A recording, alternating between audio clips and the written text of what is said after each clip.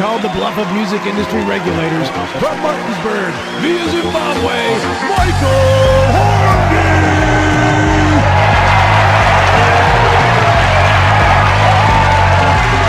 Open. That is Joe Ferretti's favorite open. Joe, you're joining us on the phone. I believe you can hear me. I can hear you fine, Mike. When you hear that open, does it give you chills? Does it inspire you to do better during the show today? I'm sorry, I just patched in late and didn't hear the opening. the Hornby Takeover open. I know the Hornby Takeover. I'm going to force you to say it either way. Well, I suspect that you can pretty much have the opening you want, Mike. That's given very that you own true. the place. So, welcome Joe, into the... are you running for vice president? So, welcome into the Friday edition, the last day. Thank God Rob is back on Monday. It has been an exhausting week dealing with the co-hosts that I invited in and having them rain down their terror on me. I did stay up last night. I stayed up till about 11:40, 11:50, so I didn't quite make the whole speech, but my takeaway is the country's going to be in great shape. The Republicans are going to save the world, and Donald Trump is going to be the next president. Bill, you didn't watch it. John, your thoughts? Plus, you said we're all on mute today. I got your mics up. I wouldn't do that to you. I confess I did not watch the entire speech, but from what I did see of it, I thought he did a fine job. He's never going to be the orator that I would like him to be, but from what I saw of it, I thought it was a uniting speech. He wandered off into Trumpisms after a while. I thought the tribute to Corey, I can never get his name right, the fire chief that was killed. I thought that was very, very touching. I'm a sucker for the running gear that was staged off of that.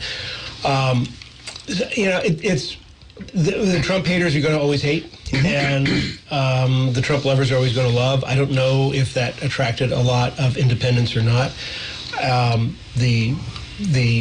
But it certainly made his base very happy. It made his base very happy, and I don't think there were any major gaffes out of it. It was his attempt at a positive message, and if people are willing to believe his positive message, then I thought it was a good presentation. And Mike, you and I were talking earlier. I thought when he stayed on script, the speech itself was very, very good. He did go off script a number of times, but when he was on the teleprompter, it was a very well-written speech. Yeah, whoever wrote the speech did a good job. Well, he said he wrote it himself, right? Yeah, okay. So when he stuck to the speech and the teleprompter, I thought it was very good, and it came off very well. He did a good job, but like John said, when he went off script, it was typical Trump, all about him and how great he is. If you, like John said, if you're a Trump supporter, you loved every second of it. I would agree. And if you're not, that's why Larry went to bed at 8:30, because he just couldn't stand to listen to it. So it was good for him. It was a good night for him. We'll see how things play out. Joe, did you stay up and watch the speech? I watched the whole thing. Okay. And I'm a lesser man today for that. That is a horrible thing to say. Despite its truth. I mean, I mean to imply that I'm very tired because it was a long-winded speech. It was very, very long. Hey, he set a record. Yeah, he did. Dubious one at that, because he managed to speak for an hour and a half. And really, I agree. It appeals to his base. I don't know that it's going to convert the Republicans who are not going to vote for him, nor is it going to convert the independent voters out there who are on the fence about this election still. Coming out of the convention, I think the Republicans show that their party faithful are united. They're behind him, and they're going to do everything they can to get him elected. But it was just typical Trump. He veered off the teleprompter and started into a bunch of half-truths and outright falsehoods, and you just kind of rolled with it because nobody can believe anything he's accomplished. No one's seen that before, and it's amazing. And all this self-aggrandizement that he engages in was on full display. So it's just what you get when you get with Donald Trump. So I don't know that he's going to poll any better than he has been polling for the last 6 months, which is 45, 46, 47% of the electorate. I would have to disagree with that. I think you're going to see a major bump. Actually, today I saw it was 52. I forget which poll it was, but it's still. Well, yeah, but that's coming right following the convention. You'll find the same. Yeah, that's what I'm saying is you will see a bump because of the convention and the whole week. Yeah. And I do think that Biden will speech bump up to 33, 34. Yeah, I do think that speech will move some. But I think the more Republicans telling and part independents. is not what the speech will do. It's going to be what J.D. Vance will do for the ticket. That's going to be a real unknown. I think Trump's personality is at the top of the ticket, and J.D. And Larry has said this. I think J.D. will fall in line with whatever Donald goes with. So I don't think J.D. is that.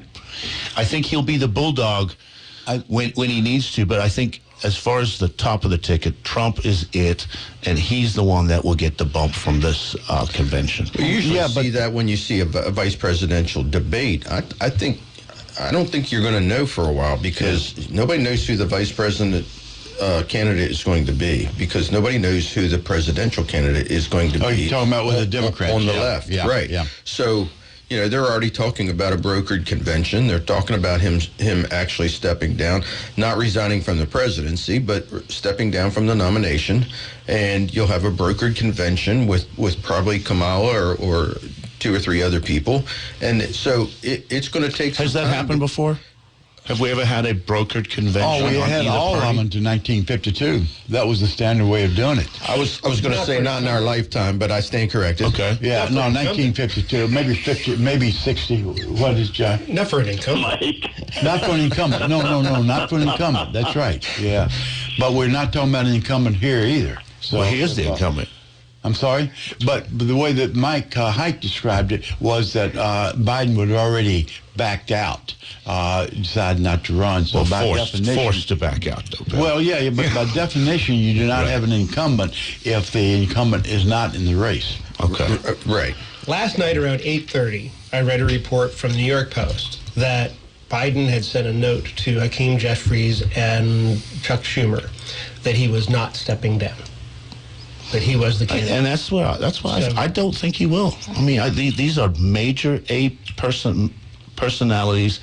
I don't think their egos will ever let them step down. I believe he thinks he can still win.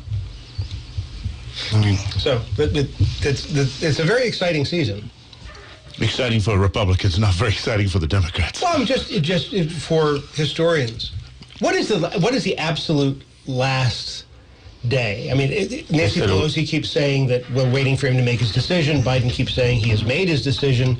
But what's the point of no return? I heard that August 7th, something When's like the convention? Or when's the election?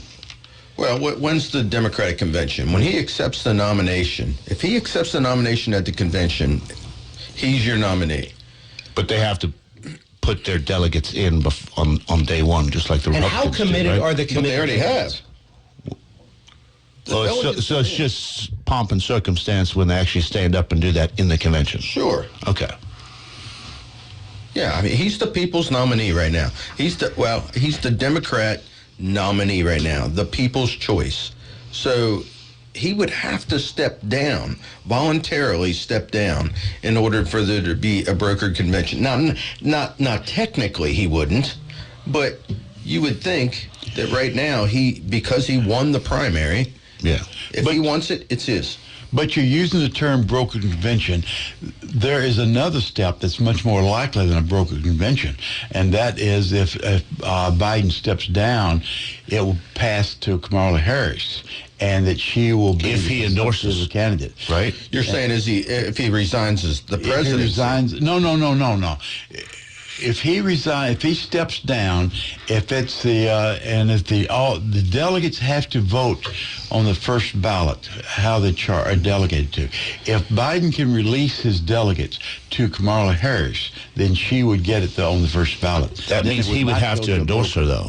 I'm sorry? That means he would have to endorse her, correct? That's exactly right. Exactly right. What do you think the possibilities of that I happening? think that's much higher, him endorsing her, than not, and then going to the so-called... Larry, you're a Democrat. 99% or better, the chance that he would do that. Is that I what, know. as the guy in the room who bleeds blue, is that what you hope happens? Or do you hope that Not Biden particularly. sticks in? You hope that he stays? Larry, pull your I mic think- a little bit closer in front of I your face. think Joe Biden can There you still go. beat Donald Trump. I know that the prevailing Republican view is very similar to your view of the congressional elections in 2022. And we saw a little different result than what you were expecting. Yep.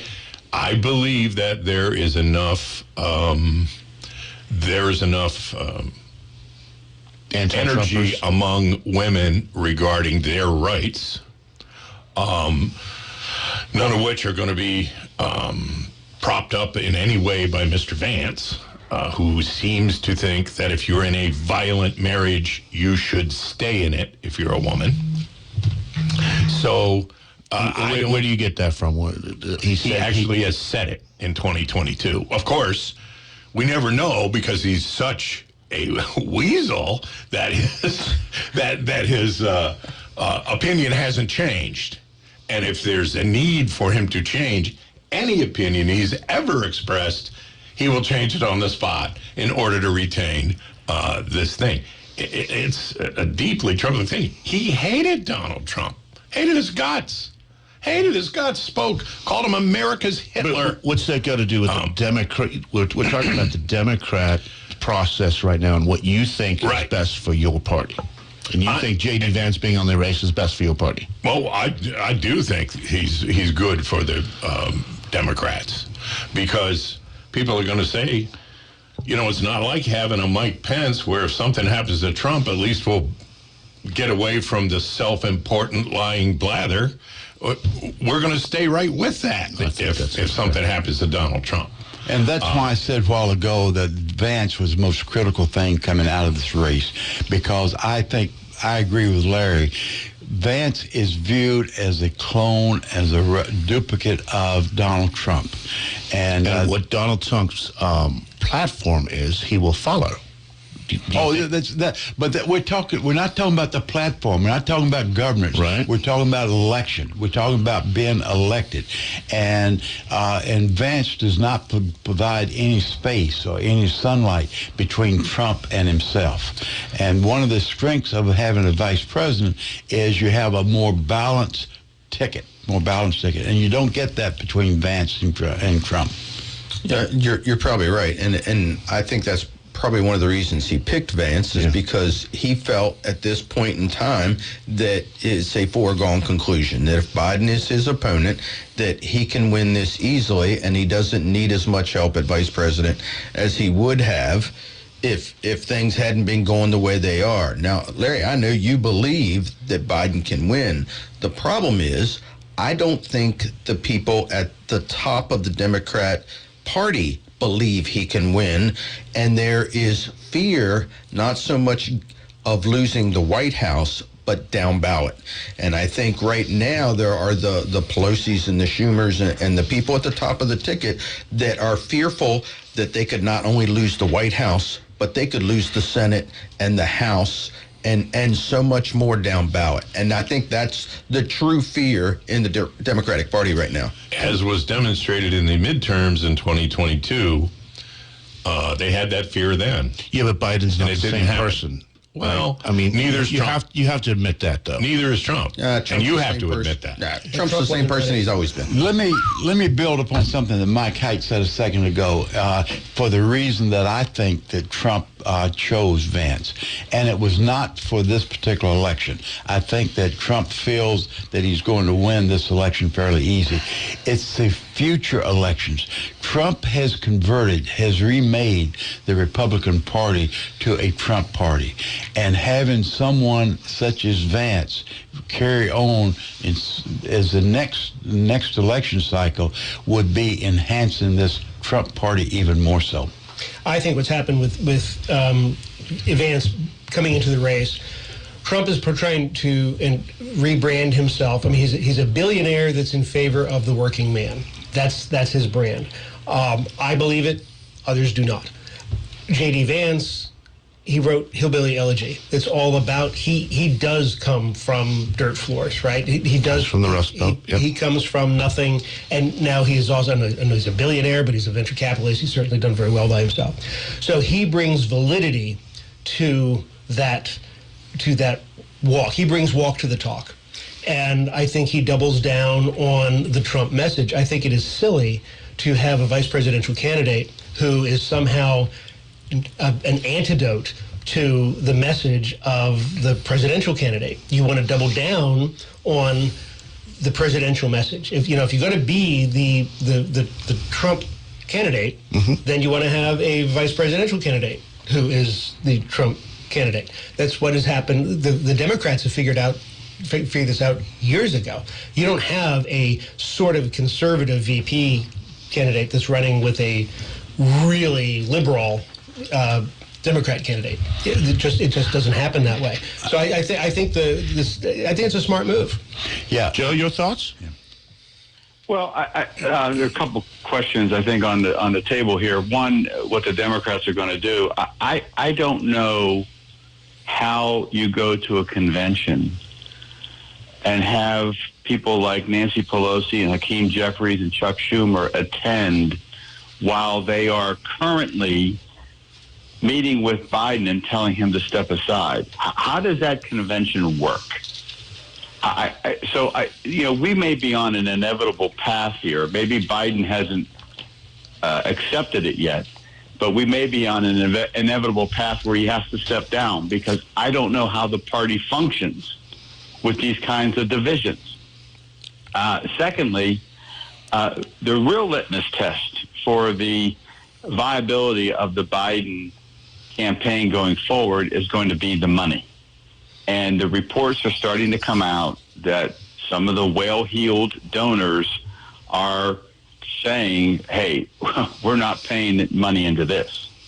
And so if that becomes a reality where the money starts drying up, then this will happen, and he will step aside. Because then your campaign it does not have the viability and will not match up the money that is being amassed on the Republican side. So I look at those two aspects of this and think that we're looking at something that's eventually going to come to pass. With J.D. Vance, I don't know. I mean, yeah, his life story is both interesting from where he came from in Appalachia, but also perplexing because I don't see a lot of personal accomplishments there.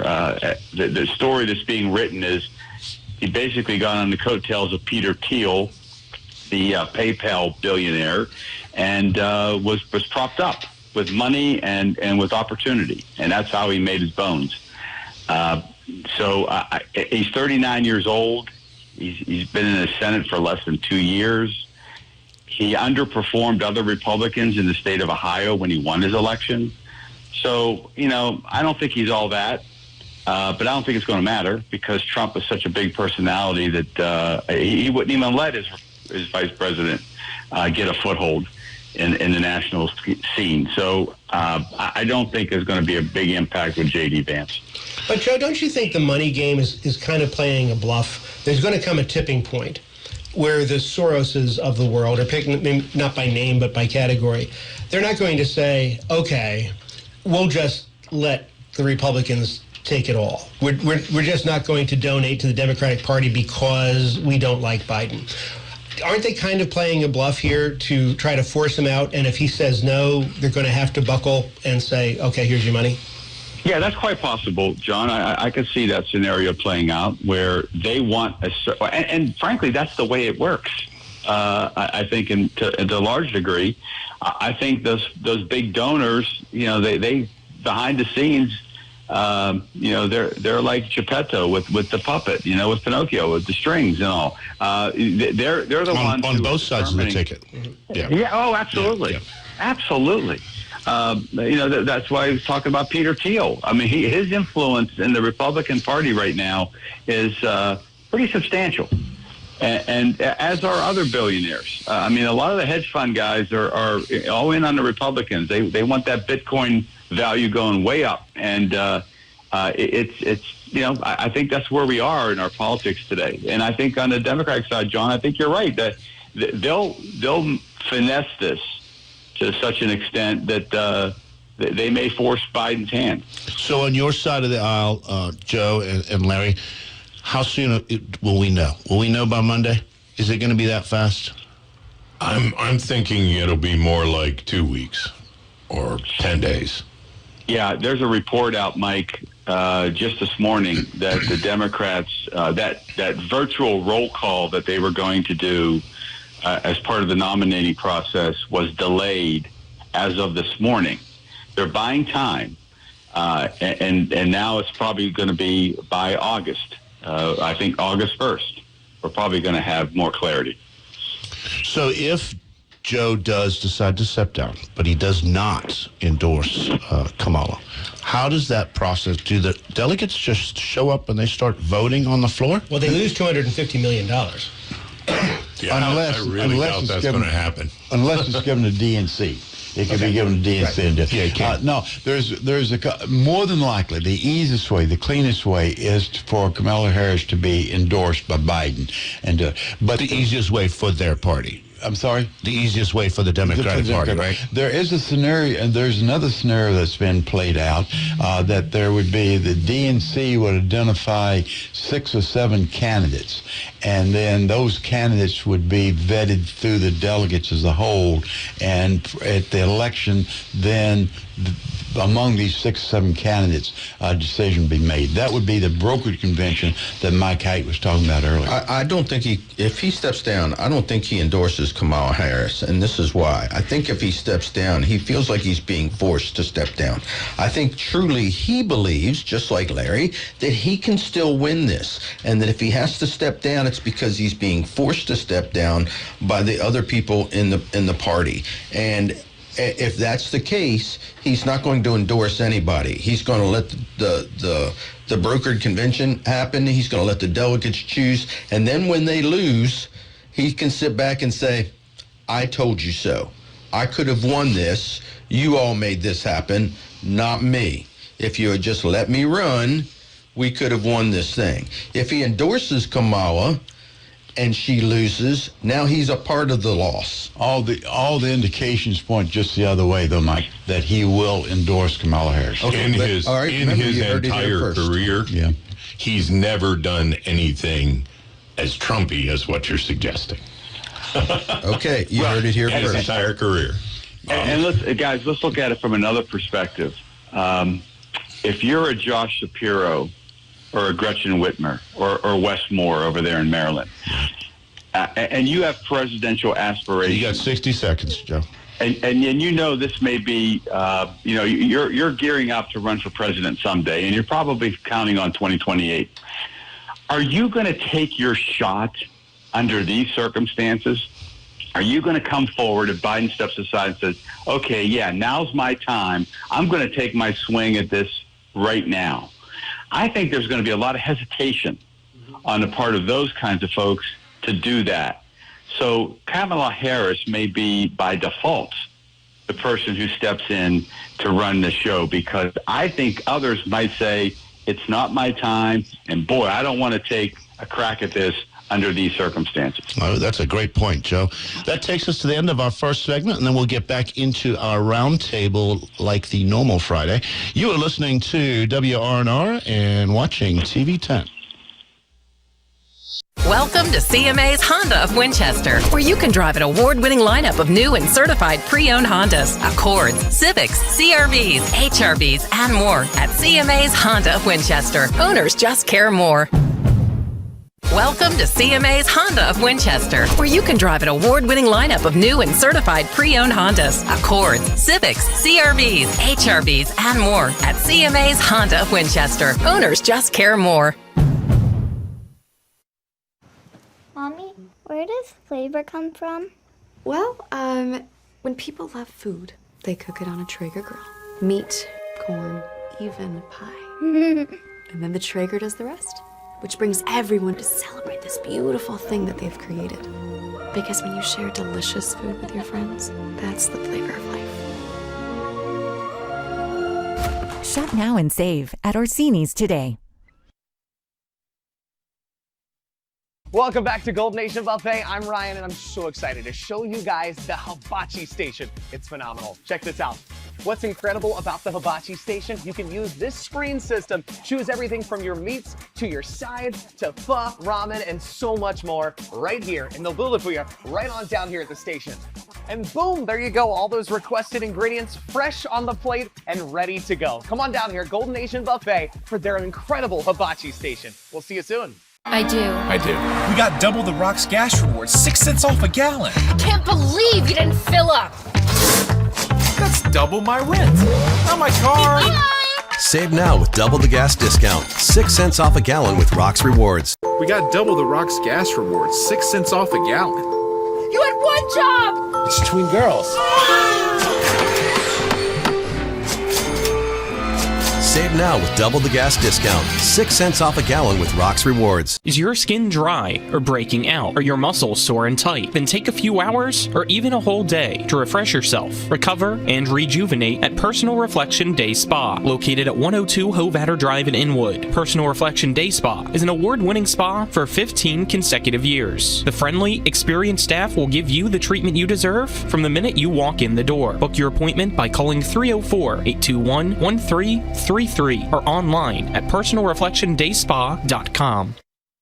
Providing reliable protection since 1877, we are Farmers and Mechanic Insurance Companies. For over a century, we have been dedicated to provide dependable insurance protection and excellent customer service. We specialize in auto, home, farm, and business insurance. Our products are backed with personal, hands-on service. You can trust us to protect what matters most to you. For all of your insurance needs, there's Farmers and Mechanics Insurance Companies.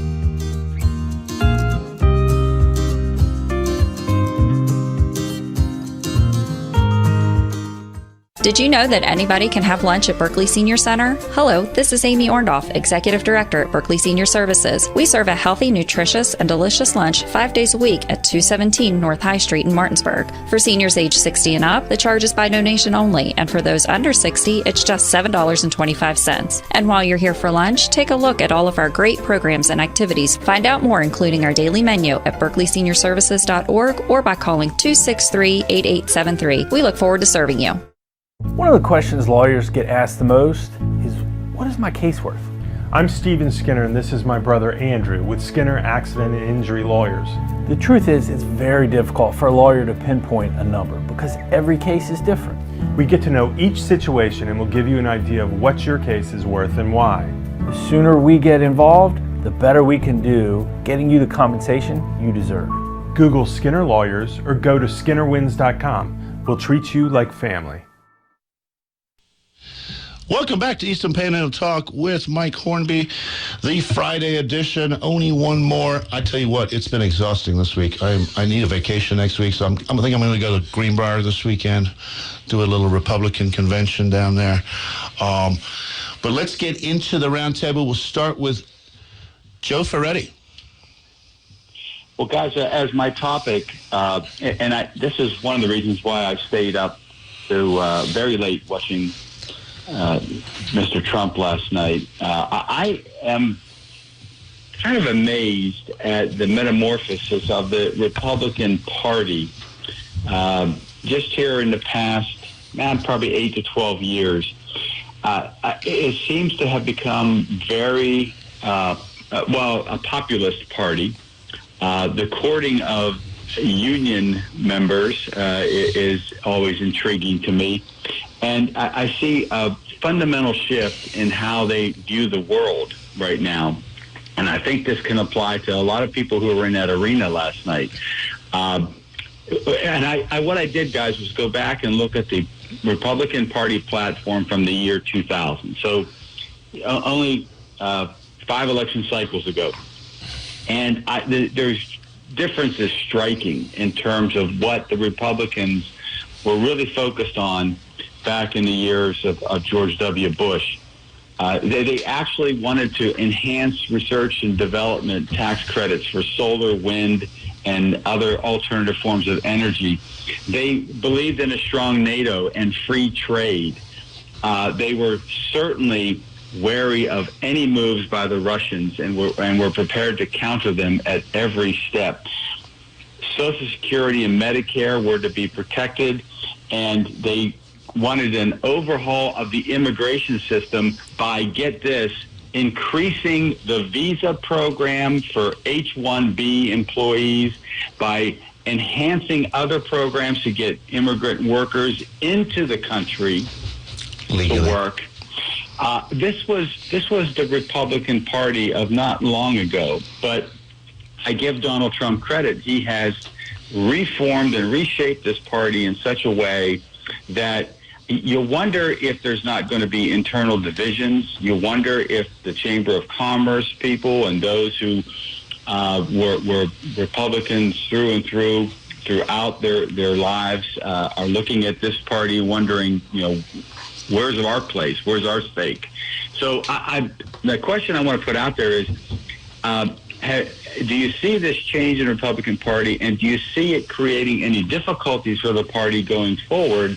Because in my mind, they really have taken on a whole new perspective in terms of how they view the federal government working towards certain goals. Those goals have changed, and I just wonder if they're creating the risk of having other divisions within the party develop beyond those that currently exist just because of Donald Trump. Michael Haidt. Yeah, you can. I will agree. You can see some changes in the Republican Party and the direction that Trump and the populist move is trying to take it. But I think parties change a little bit here and there over time. So this isn't surprising. I mean, I've seen the Democrat Party change over the past 20 years. So I'm not surprised by this. There seems to be. I agree, a lot more of the labor individuals in the Republican Party than I ever remember. Even in the West Virginia legislature, I was surprised by how many pro-union labor individuals there are in our party. So I see that happening, but I don't know that we've really moved that far from where Reagan was, 40 years ago. Reagan moved the party at that time to some degree. So I'm not fearful of this. I think this is just a way for the Republican Party to open their arms and say, we want a bigger tent. The Democrat Party always talks about their big tent and opening up to everybody, and I think the Republicans are just trying that as well. Bill? Yeah, it's funny how in this day and time, maybe we've always been this way, but I think it's more apparent now. We're so polarized, and we no longer see the gray in anything. It's black or white. And the issue that Joe's raising, I think is interesting, and because Joe's taking one perspective, Mike is taking another perspective. There's some merit for both, but it's the way that you're looking at the issue.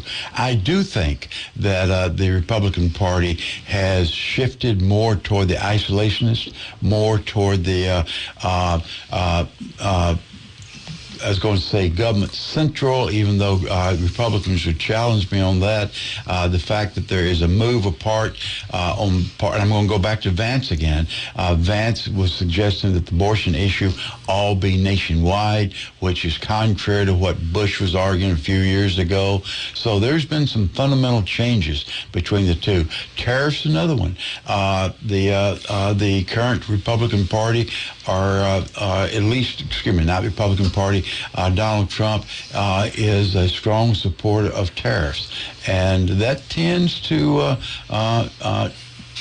make things more expensive. Larry. What Bill was just talking about is a sign of another shift in the Republican Party, and that is a blatant disbelief in the qualities of a free market. In other words, they want to put tariffs on people who make things more cheaply than we do. Outside of the country. Outside of the country. So they don't want a free market worldwide, which was always a Republican dream, going to Joe's point. They don't want a free market. They want to secure the wealth of the Elon Musks and their compatriots. That's what they want to be able to do.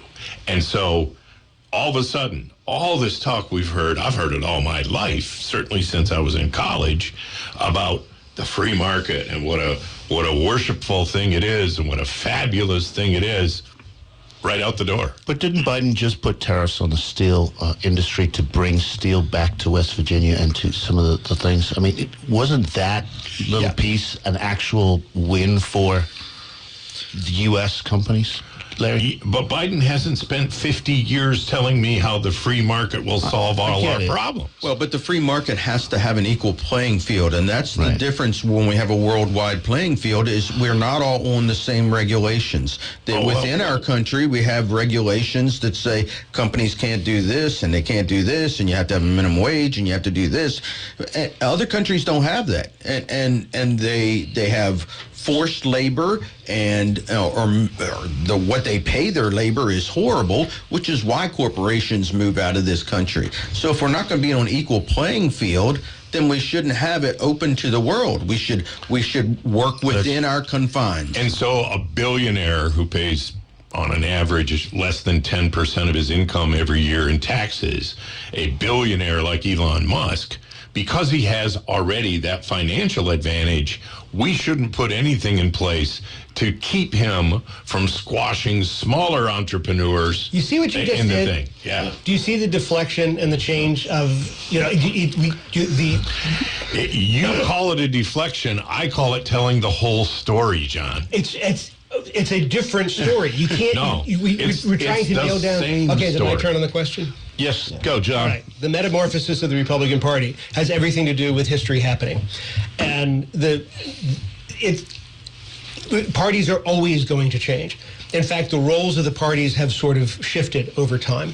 The Democratic Party of JFK is no longer the Democratic Party of today. It's just what happens.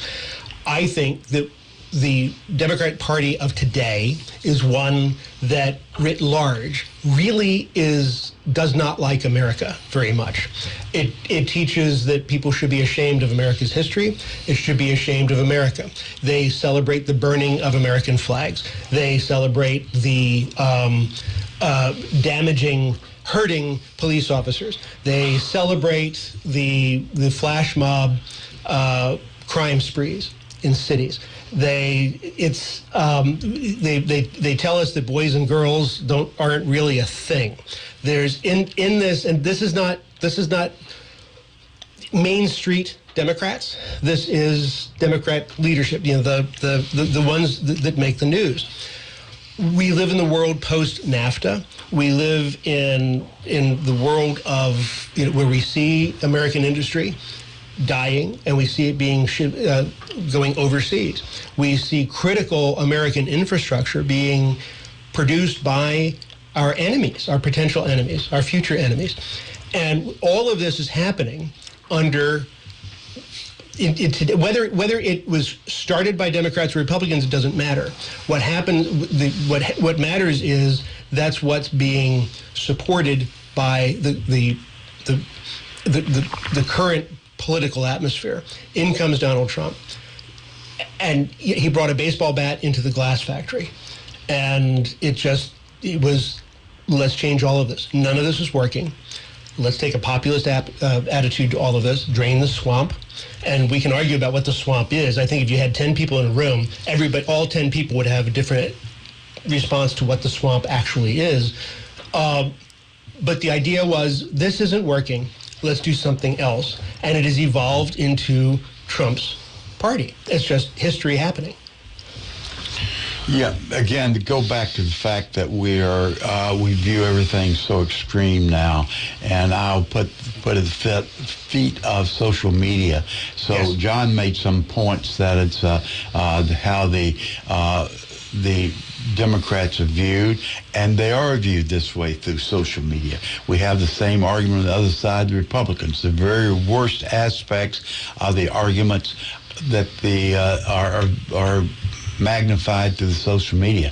What we forget is that both parties, both parties advocate a lot of moderate contributions, but they get lost in social media. Social media goes to the extremes. Joe, I got in your question you had there, I was pleasantly surprised to see the Teamster boss talking at the Republican National Convention. And then when you talked about immigration being promoted, I think legal immigration is still promoted within. There's no issue, and even with legal migrant workers who come to this country, we have no problem with that. I came to this country under a visa, and it took me 10 years to get my my citizenship. But there were rules and parameters to get there. So I don't see that much of a change. Your thoughts on that? Yeah, I thought okay, I'm sorry. I was asking Joe. I'll come back to you. I'm sorry. Excuse me, Joe. Sorry. Yeah, go ahead. Mike, I agree with your statements. I didn't hear that last night. What I heard was the focus being on the punitive aspects of or ex-President Trump's immigration plan. Illegal immigration. There should be consequences for it. Well, correct? Yeah, and he needs to be questioned about that. I mean, this mass deportation force is pure folly. You're not going to deputize 100,000 federal agents to run around the country and start demanding people to turn over their papers. 5 million people, yeah. I mean, come on. That's just fodder for the people in the arena last night. But the emphasis is what I'm looking at, and I don't see them wanting to overhaul the immigration process. So it doesn't take 10 years for somebody to get their papers to stay. They talk about, shutting off the border, closing the border, and then getting rid of these people who came in here illegally. That's their emphasis. Tell me how you're also going to reform the system so that we still have the requisite number of workers who want to work in the agricultural fields and build houses because they're all the framers. But when the boat is sinking, don't you fix the holes before you decide to paint it? You can do both. No, you don't start painting until you fix the hose. It's a sinking ship right now. That doesn't work. That doesn't work. I'm sorry. This country has to have immigration. But we do have immigration. What we're trying to solve is the illegal immigration. We still have immigration. No, we're trying to solve both. The immigration law that was proposed by Senator Paul Lankford, who curiously was sitting in Trump's box last night. Geez, talk about a hypocrite. The guy who had the law ready to go, it reformed all of the system. It enhanced security. It had more money for patrols, but it also streamlined the process of getting into this country. It's a holistic approach. Legally. And that's what we need. I mean, yes, of course. Of course. And my argument was always, what is so racist about the building a wall? I mean, I don't understand why securing the border with a wall is such a horrible idea from the left. Because we're better than that. Yeah. We have this image. He's going to get a 30-foot ladder. Yeah, we've had this image with the Statue of Liberty for years, bring our poor and weak to the country. The wall falls in the face, lies in the face of the Statue of Liberty. So there's two separate images that we're trying to introduce, and that to me was I kind of welcome the Statue of Liberty. I was raised with the Statue of Liberty, and the wall is just a visible affront to it. Given how much of the wall got constructed when he was elected on that platform last time, it'll take how much? 500 miles. Yeah. It'll take several Trump administrations, and of course this is where J.D. Vance comes in because he says he won't vote to certify a losing election. 500 miles against without support, certainly in the first 2 years of administration, without support from his own party. That he was hampered by the Never Trumpers and by everything that was going on. The wall is 500 out of how many? 2,000. Oh yeah. Okay, do the math. That's not at least 4 terms of Trump. No. No. If we applied ourselves, we could get that thing built in months in this country. And there's another 500 miles. He was in charge, and they never did it. That's not true. He had both That's just houses not true, of Larry. the Congress. But he didn't have. Another He could do it in a few 500 months, miles and it would all rusting. be done. Another 500 miles worth is rusting in the desert.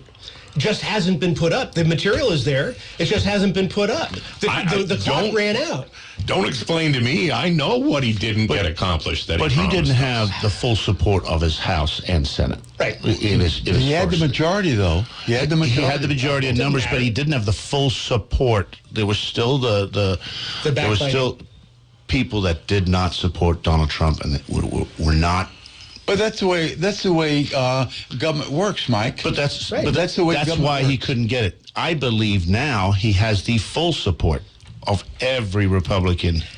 As opposed to the last 3.5 years of you just open the doors and encourage. What are we up to now? 7 million people who have flooded in illegally, including God knows how many gotaways. And we happen to know that there are a number of folks from the terror watch list have gotten through.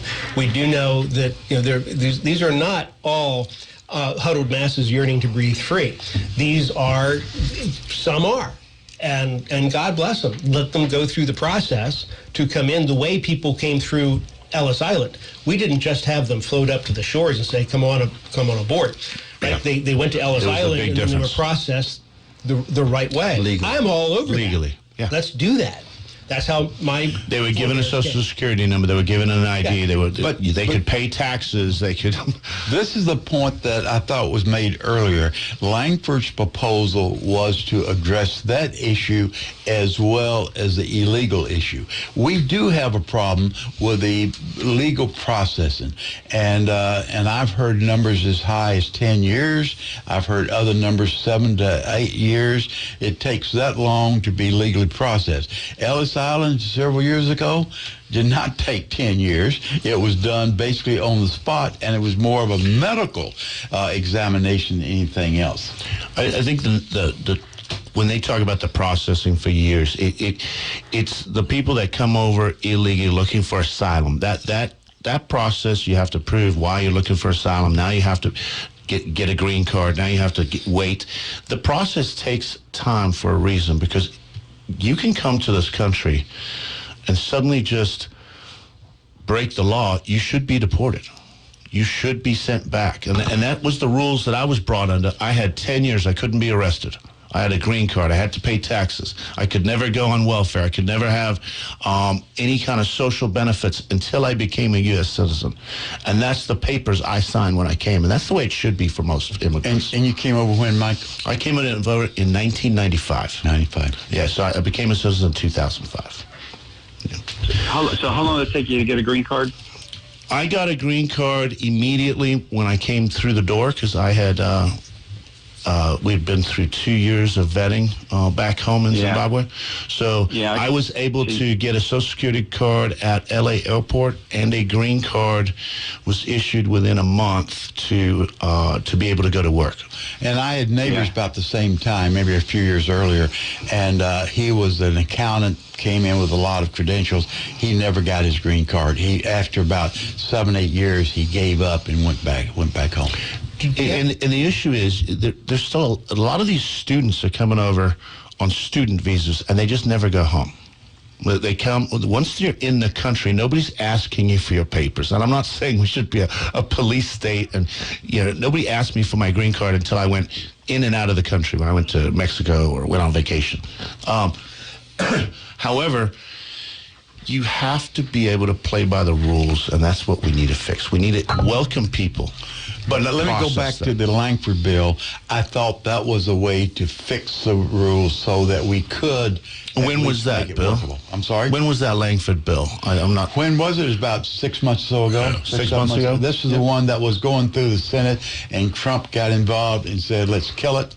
And so the House said it will never pass, and several of the House said, well, it will pass. It'll pass next year. Yeah. The only reason, it was purely political. He killed it because he didn't want to give Biden a win. I get it. You're right. It's despicable that Republicans did that. They should have passed the daggone thing, but it was political. That's the only reason they killed it. They didn't want to give Biden the win.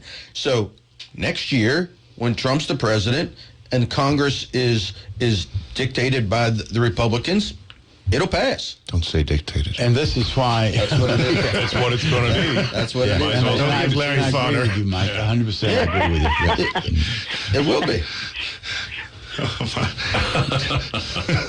Joe, you want to wrap it up? You got 3 minutes.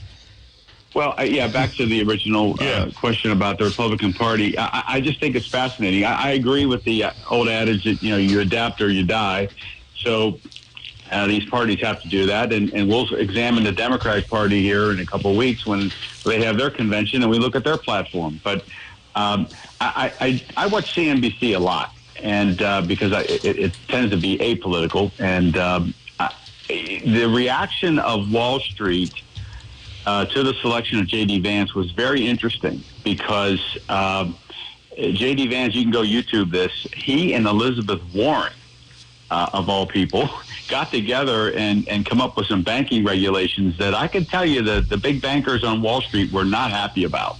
And the question was, is this the direction Trump wants to go even further down this populist path by selecting J.D. Vance? Because they were really attacked about their profits and some of their practices on Wall Street, and they were not comfortable with this. And these are tried and true Republicans. So it'll be fascinating to see the party as it adapts, how it still tries to hang on to all these constituency groups and keep them happy.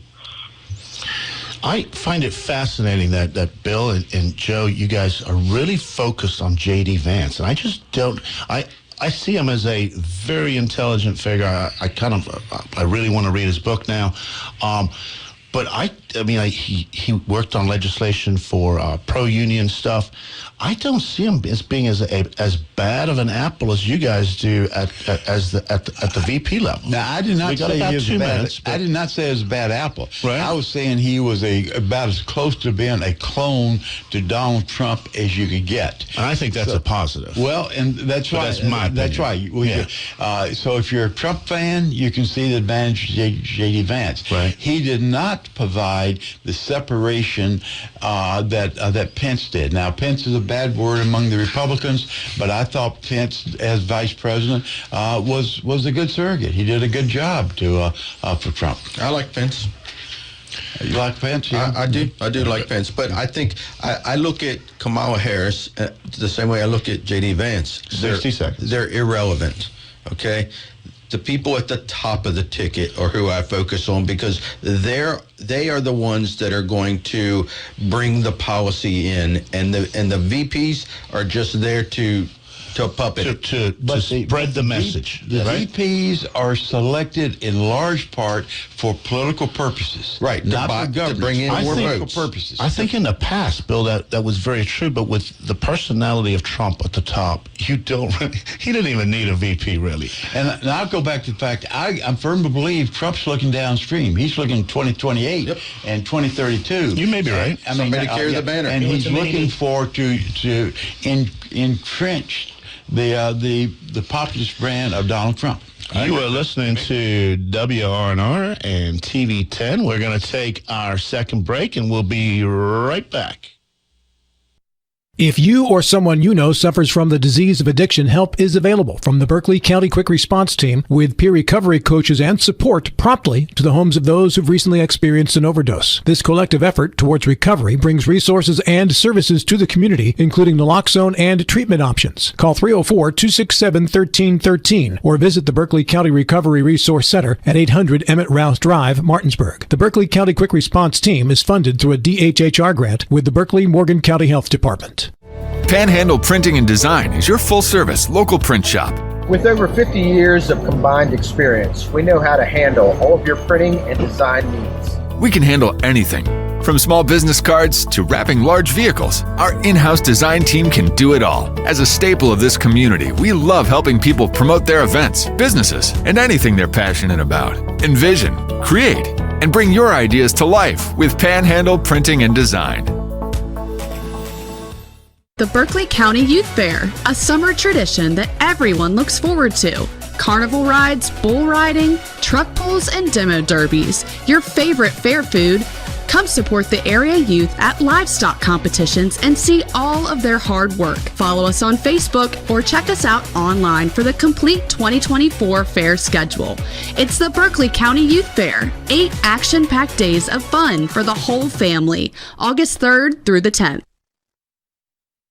Providing reliable protection since 1877, we are Farmers and Mechanic Insurance Companies. For over a century, we have been dedicated to provide dependable insurance protection and excellent customer service. We specialize in auto, home, farm, and business insurance. Our products are backed with personal, hands-on service. You can trust us to protect what matters most to you. For all of your insurance needs, there's Farmers and Mechanics Insurance Companies.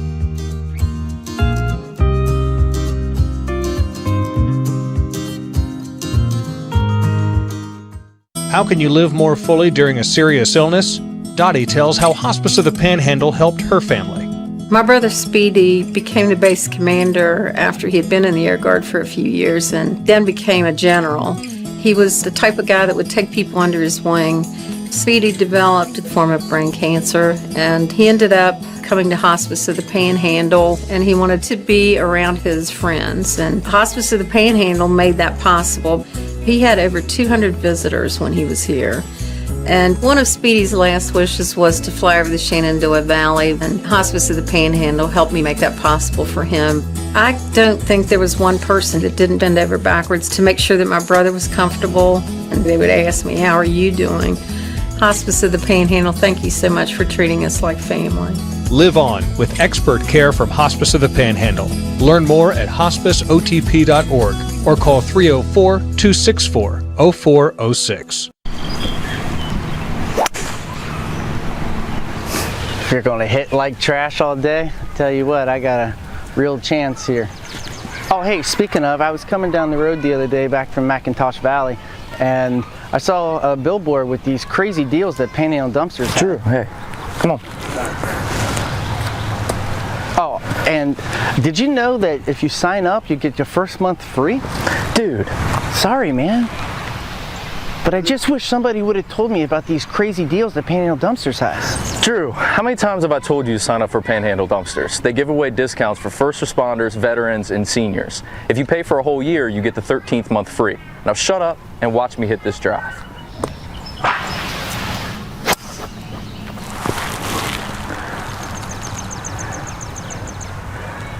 Signing up with Panhandle is like a hole-in-one every day. After a car accident, what do you get when you call Mansion Ferretti? You get more experience from a local law firm with over 115 years of combined service. More respect from a team who treats clients like their own family. And more fight, because we want you to get every dollar you deserve. Experience, respect, results. If you've been injured, that's what you want in your lawyer. And that's what you'll get when you call us. Car accident? Get more with Mansion Ferretti. 304-264-8505. Life is evolving. Over the past decade, the way we do almost everything has changed. Get on your phone, see something you like, click on it, and it shows up at your door. Why should the way you have your car serviced be any different? Why waste your time going to a dealership service department when Hagerstown Ford and Hancock Chevrolet will come to you? They service all makes, all models, and offer full parts and labor warranties. Hagerstown Ford and Hancock Chevrolet will come to your door or office and service your vehicle while you're doing what you need to be doing, conducting that business meeting or mowing the lawn. Why take time out of your busy schedule when you don't have to?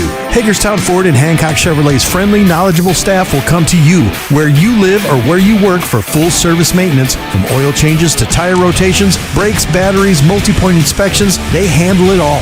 Hagerstown Ford and Hancock Chevrolet is committed to delivering the best of the best to their customers. Trust them to service your vehicle where you're at home or at work. Skip the time-consuming and terminal wait at the dealership. Schedule your appointment at fordofhagerstown.com or HancockChevy.com. Talk Radio WRNR TV 10 and WRNR TV on YouTube are your home for the 2024 West Virginia American Legion Baseball State Tournament. The best baseball the Mountain State has to offer will be showcased beginning Thursday, July 25th, all the way through Monday the 29th. Will the Berkeley Post 14 Hornets defend their state champion title, or will a new winner be crowned? Don't miss a single moment as we provide coverage of every game right here on Talk Radio WRNR TV 10 and WRNR TV on YouTube.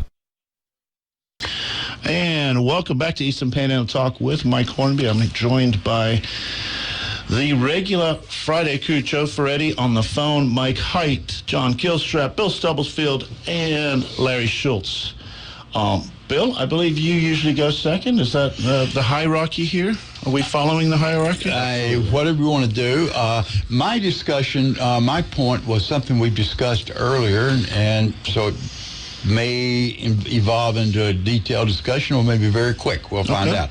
My question was, there's a lot of noise about President Biden withdrawing from the race, presidential race. The question is, will he, should he, and the consequences thereof? Will he, should he, and the consequences? We're going to start with Larry. Okay.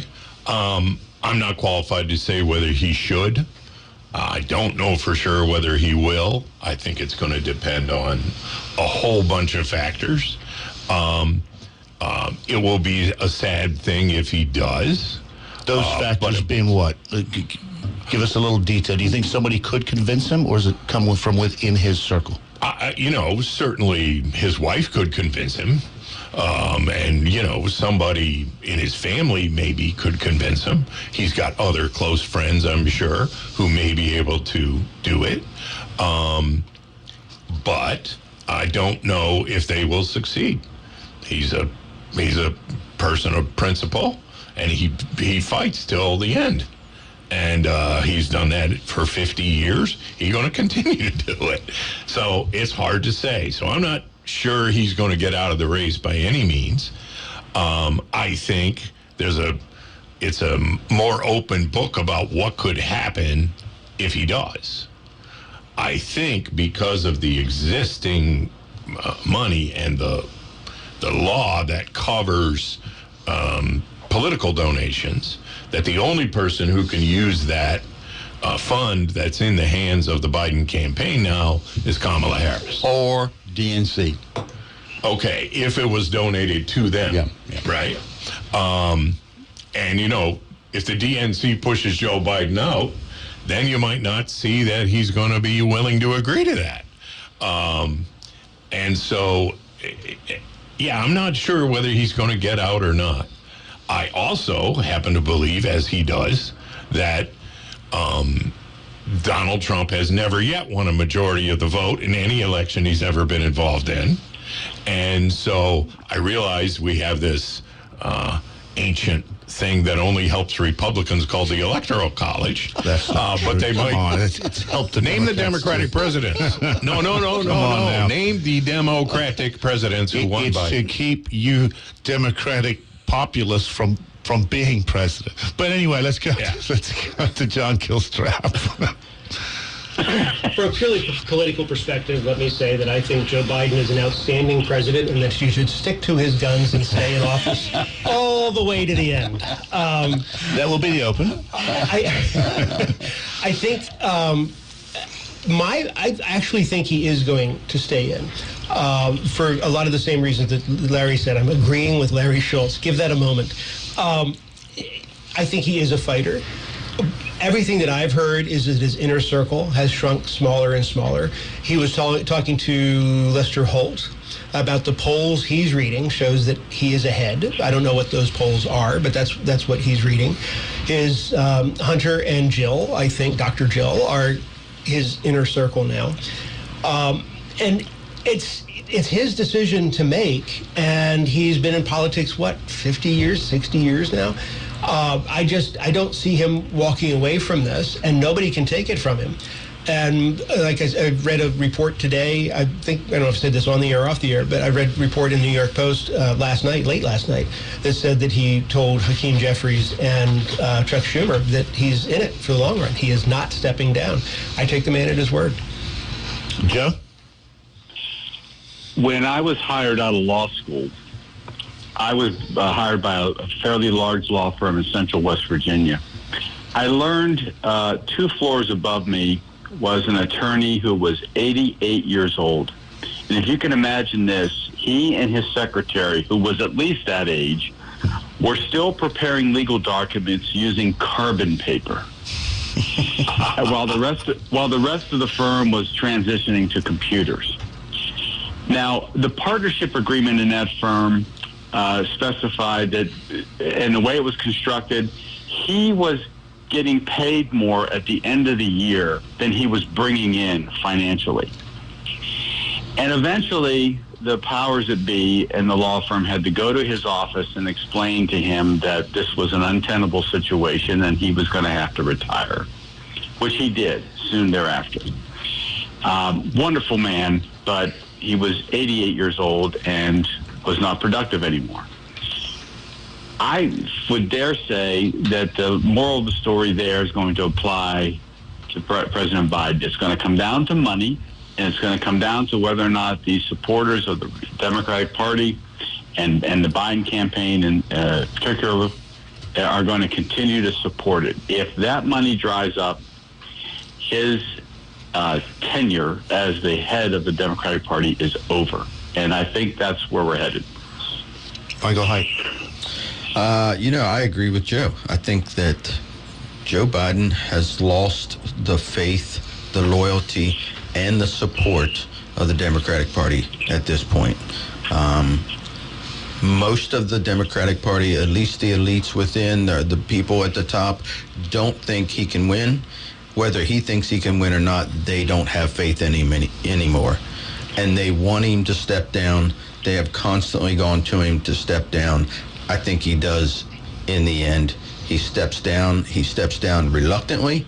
He steps down saying, I could have won. You're forcing me out. I think he uses some kind of excuse about health.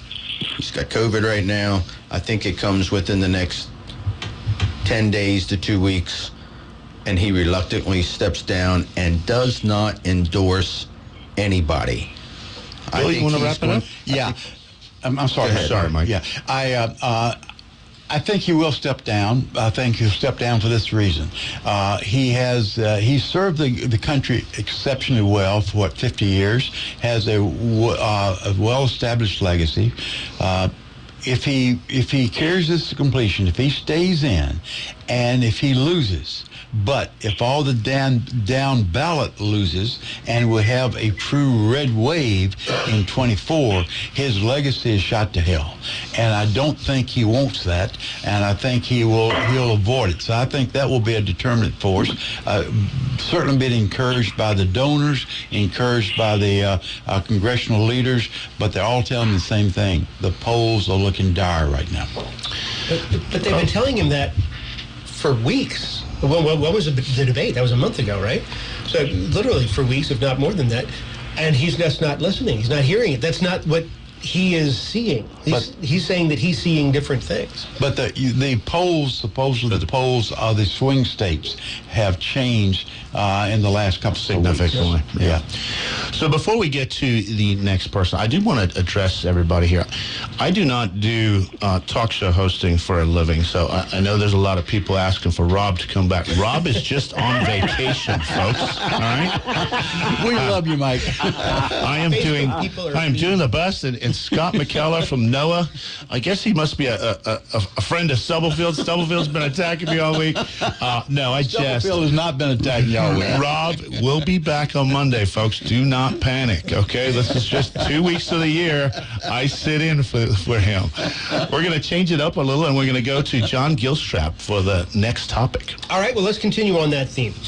If, in fact, and maybe this is if Biden digs in his heels and says he doesn't want to go, or if the Democrats are, or if the nation is convinced that Joe Biden is not capable of either winning an election or serving in the presidency, is there a chance? Is it part of a strategy to invoke the 25th Amendment to take him out of office? Now, as I understand the mechanics of invoking the 25th Amendment is that begins with his cabinet, where his cabinet secretaries have to do whatever they do to say that he is not competent, and then he is removed. I can't imagine a more shameful way of being. So, like, but when you say cabinet secretary, you mean like chief of staff? No, not his staff. The Secretary of Defense, Secretary of Commerce, that right, secretary. And state. And, when you look at his feebleness, and, it's hard to say. Clearly, the man does not move as well as he used to, and he's always been kind of a stutterer. So it's hard to know if his mental acuity is reflected in his verbal acuity. But if, in fact, he is at that stage, is it appropriate to keep targeting November as is he good enough to make it to November and through the election? Should we be looking at the 25th Amendment either as a way to remove him as commander-in-chief for the security of the nation, or even as a strategy for the Democrats to remove him from office to get a better candidate? Joe, we go to you on the phone. Well, if the Democrats want to engage in a suicide pact, that's what they would do. I don't think that's going to happen. I think the issue with Biden, John, is that right now, the debate performance was a disaster and has set the wheels in motion here. But I think the issue for a lot of Democrats is projecting ahead 4 years. Is he still going to be able to do the job? And I think the answer for a lot of people is no, given his trajectory in terms of his physical and mental well-being. So that's the problem. And I don't think it's an immediate concern. I don't think that we're in peril because he can't do the job. He, by all accounts, performed very well at NATO with the meeting in D.C. last week. And so I don't think there's an immediate concern, unlike there was with Donald Trump when his cabinet was actually discussing the 25th Amendment because there was a fear that he wasn't going to leave office. I don't think we're at that stage. And in order to get the result that a lot of people want now, and that is him to step aside, I think the reality is that that's going to have to be voluntary in order for the public at large to buy this process. Him being forced out through some sort of legal maneuver, I think it would be the death knell for the Democrats in the election. Michael Haidt. Yeah, I agree, Joe. It would be disastrous, and it would be disastrous for years. I think that the people would view it as the elites trying to circumvent their will. Many of them still believe that Joe Biden is the best chance to win the presidency right now, and that if he was taken out by his own cabinet, and Joe, you make a great point. He did much better at the was it G7 or NATO summit than he did in the debate. And there are many people who believe he can still do this. And if you were to do this backdoor deal and take him out, it would be disastrous for that party. How is that fundamentally different, though, than the bowing out because the donors say you have to go? Because in the end, he would bow out on his own. That's what they're trying to get him to do. Bow out on your own. But he can always bow out at any time down the road, too. He doesn't have to do it before November. Larry, your take? The last thing you said is quite true. Yeah.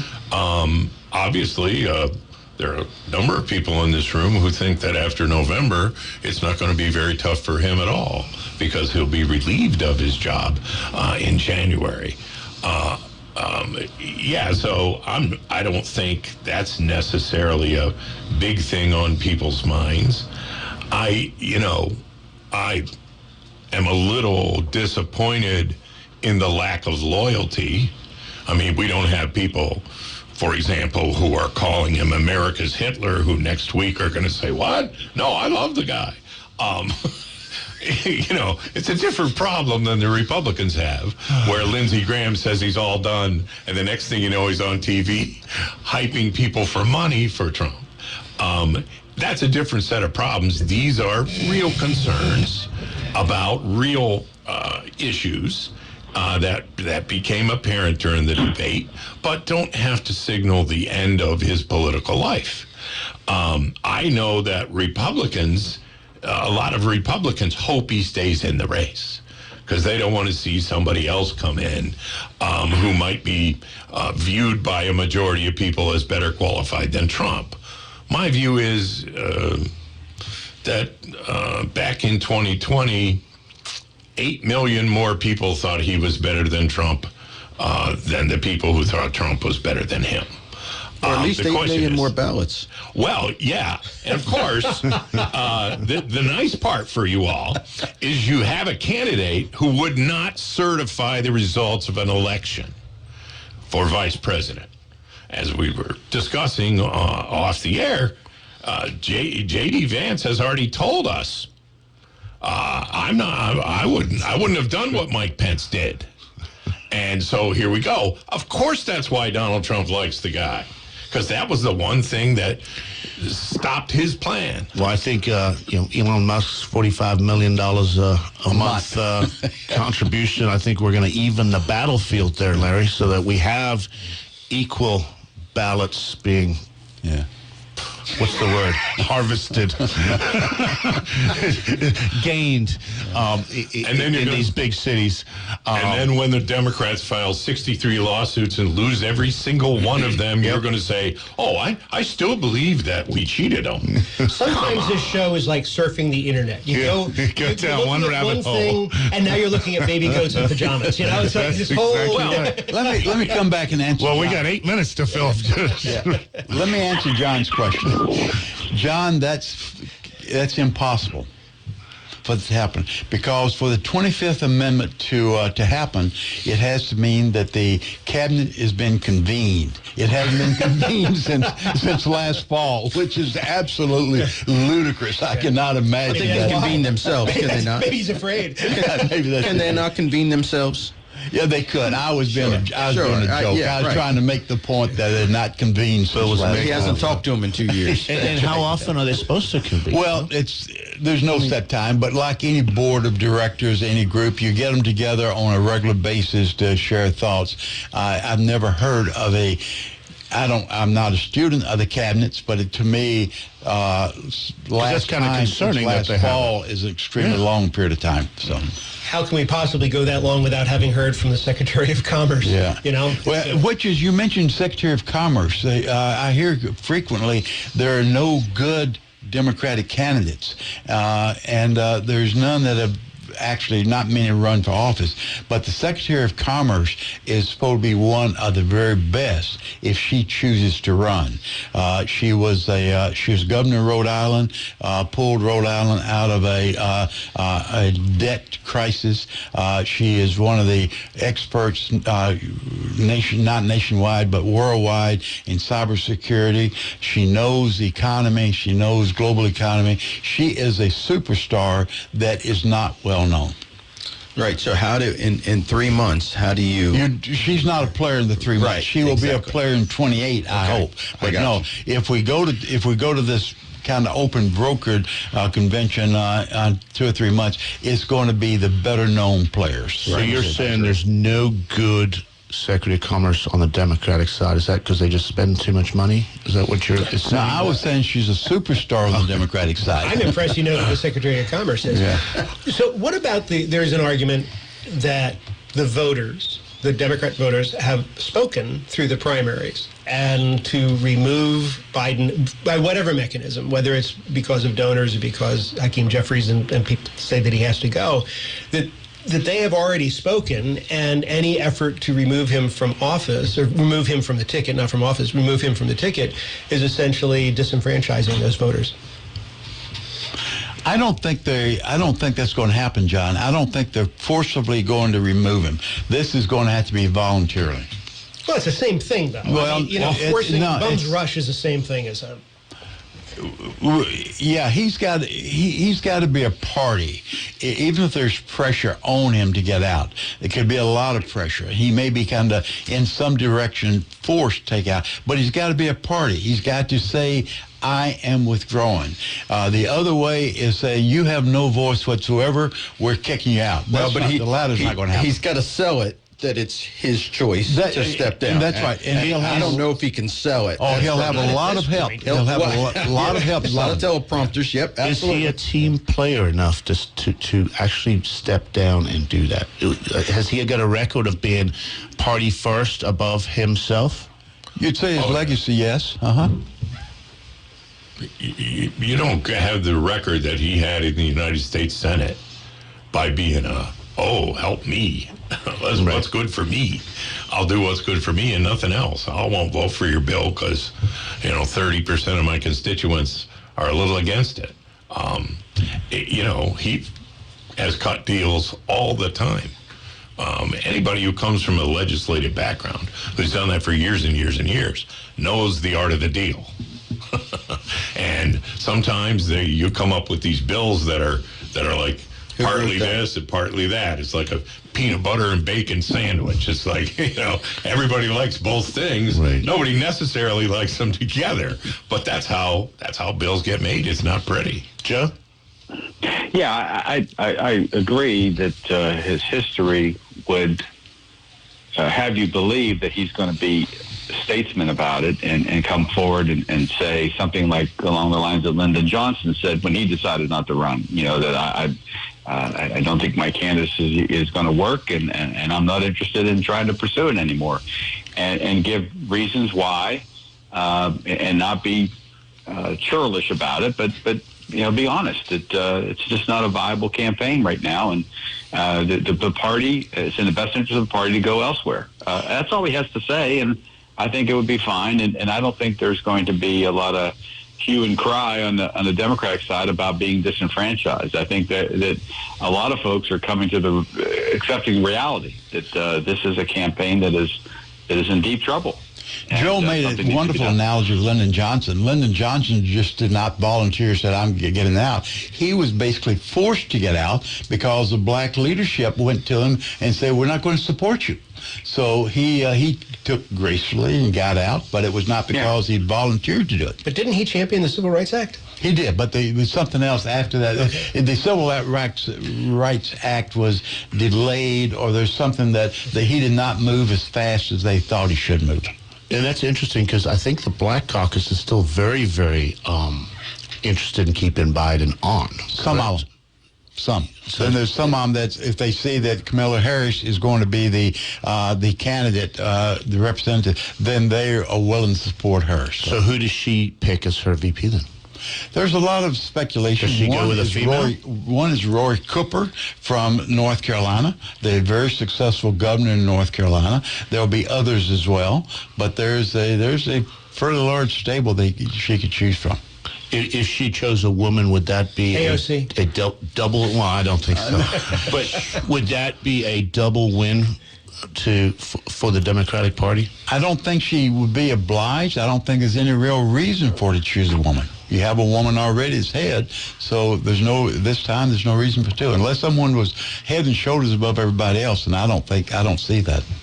Any other thoughts from the folks? We got about a minute and a half. As far as selection of a running mate, I think she would have to be politically strategic, as most VP selections are. She'd have to look to a state that they want to win. I think Bill's right. The governor of North Carolina would be a logical option for her, given that state is sometimes in play and is run by a Democratic governor. So, there you are. I think she'd have to look at the electoral map and figure out who best brings a state in play. To wrap it up, John, you good? I'm trying to think what a suicidal moment that this would be for Kamala Harris to be put into that position. I don't think she would have a chance of winning. I don't think she's the right candidate, first of all, and this is the wrong time for that. And to be put into that moment, I don't know how you come back from that. But Yeah, I don't think it's about the top of the ticket anymore for the Democrats. I think it's about down ballot, and Kamala would be the fall guy. Yep. You are listening to WRNR and watching on TV 10. We will be right back. Do you have someone in a nursing home, or are you worried about somebody you love going into a nursing home? The law firm of Daniel Staggers can protect your assets. Call the law firm of Daniel Staggers today at 304-267-3915. The Daniel Staggers Law Firm does elder care law, estate planning, and special needs trusts for disabled children and family members. Visit the Daniel Staggers Law Firm for your initial free consultation at 133 East John Street in Martinsburg. The Daniel Staggers Law Firm, when you need asset protection for you or for a family member.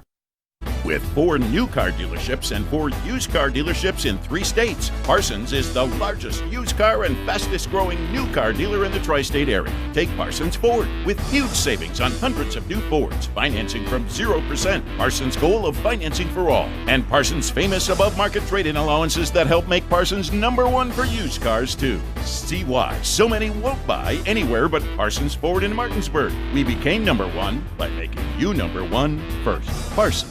When you're looking for the perfect gift, look no further than L.A. Roberts Jewelers at 146 North Queen Street in downtown Martinsburg. Choose from a huge selection of unique items, from the finest diamonds that make your eyes sparkle to exquisite timepieces, figurines, and collectibles. Buying from L.A. Roberts Jewelers means that you've made the decision to do business with people who've excelled in the industry for more than 100 years. They'll be here tomorrow when you need them, and if you need your jewelry or your watch repaired, they'll do that too. L.A. Roberts in downtown Martinsburg. Old world jewelers for a new age. The Palace Lounge in Martinsburg is the place to be. Join us every night to relax and enjoy football or basketball games featuring either the Martinsburg Bulldogs, Shepherd University Rams, or West Virginia Mountaineers. We will have steak night every Wednesday, shrimp nights every Thursday, and now taco and margarita nights every Tuesday. You can find us on Facebook or call 304-267-7520. The Palace Lounge is located at 1350 Edwin Miller Boulevard in Martinsburg. The future doesn't wait. Why should you? Blue Ridge Community and Technical College offers over 60 degree and certificate programs in education, IT, culinary arts, engineering, and so much more. Small class sizes, flexible schedules with evening and online classes, affordable tuition, plus financial aid is available to those who qualify. Now you can go to college. Visit us online at blueridgectc.edu. That's blueridgectc.edu. Stop waiting and enroll today. From breathtaking outdoors to unique local eats, world-class geocaching, and thriving local culture, Martinsburg, Berkeley County, West Virginia is where you can live your adventure. Berkeley County offers fantastic outdoor experiences, from our rugged hiking paths to scenic nature paths, public parks, fishing streams, and nature preserves. Cap off your outdoor adventures with a stroll through historic downtown Martinsburg. Join us and immerse yourself in our rich local history and scenic surroundings. Check out upcoming events and plan your adventure at travelwv.com.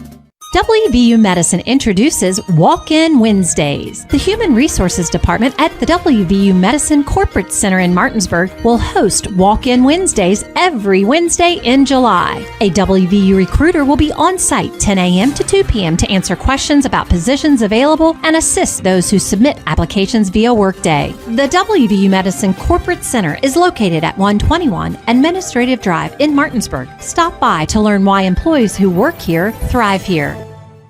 Your Martinsburg Little League Junior All-Stars are state champions, and they're headed to the Little League Southeast Regional in Virginia starting Friday the 19th. It's been a generation since a Martinsburg team played in the National Little League Tournament, and your tax-deductible donation can help defray hotel and meal costs for the boys. Donations can be dropped off at Queen Dental Center at Moeller Avenue and Queen Street, or you can arrange a donation by calling 304-263-6568. Thank you for your support for the state champion Martinsburg Little League Junior All-Stars. Welcome back to Eastern Panhandle Talk with Mike Hornby. This is the last segment that you will have to deal with me this week, folks. We love you, Mike. Rob makes me host the week because he wants me to appreciate him, and it usually... Does it work? It certainly does, because this job is not easy, and I find myself, especially with the hard breaks, I find myself always constantly checking the clock, trying to manage Facebook, trying to run all these buttons. This is It's been a fun week, and I really enjoyed it. Referring back to our good friend John Gilstrap, one of his said, "Damn it, I did it again." That was my sign-off last year. Yes, I was in that seat, yes.